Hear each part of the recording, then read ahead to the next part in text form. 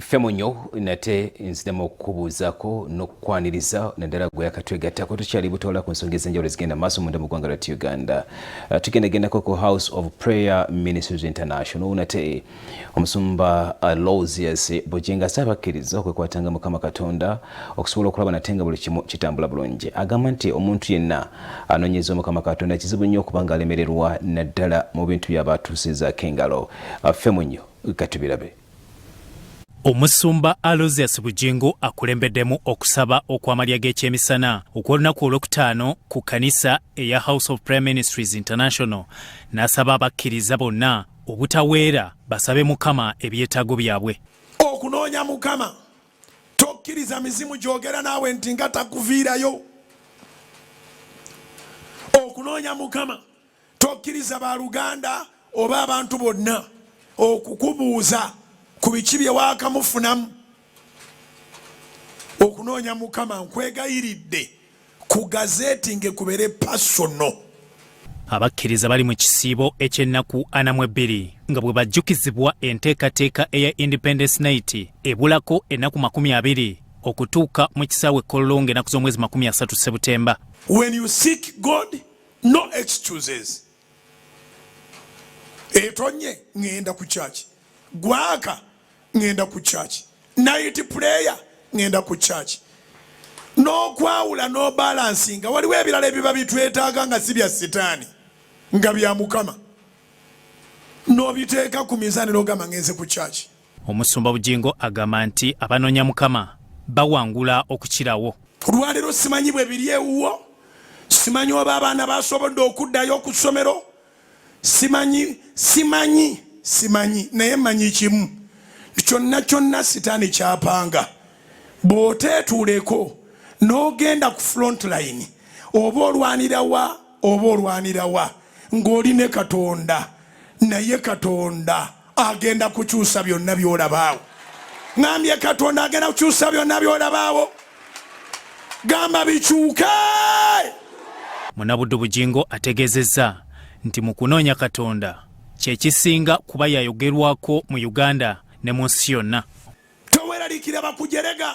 Nze nali mu butale bw'omubuulo nga mbuulira enjiri nga bangamba oba nasiriwala ki.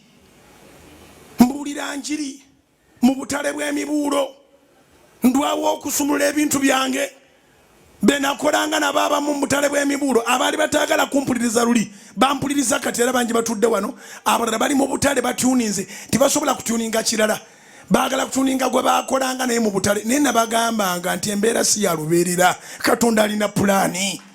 Omusumba Bujjingo agamba nti Mukama yamutuma okusaba n'abalokole n'abatali balokole era balowooza nti we bali y'enkomerero endowooza eyo nkyamu bagikyuse. Era bw'owuliranga eddoboozi ligamba nti genda egindi ng'owulira conviction yeyo spiritual conviction ogendanga. Nze najja Kampala nga sina gwe nzigiridde wabula saali mulokole kyova olaba nsabira abalokole n'abatali balokole kubanga ye Katonda w'abalina omubiri bonna asobola okuluŋŋamyanga ebigere byo nga toli mulokole kubanga tolina gy'ojja oxygen n'abalokole ne bafuna oxygen owaabwe. Omukka ogutubeeza abalamu abalokoka n'abatanalokoka gwa Mukama. Munabuddu Bujjingo ayongeddeko nti buli muntu ku nsi alina omugaso okusinziira ku byakola n'oyo awaayirizibwa mu bulamu Katonda ali ku ludda lwe. Bano bannange bensaba nabo betusiiba nabo betwagala Mukama akomyewo byonna atulwanire ku lutalo bassebo ne bannyabo tukera ku front line ez'enjawulo.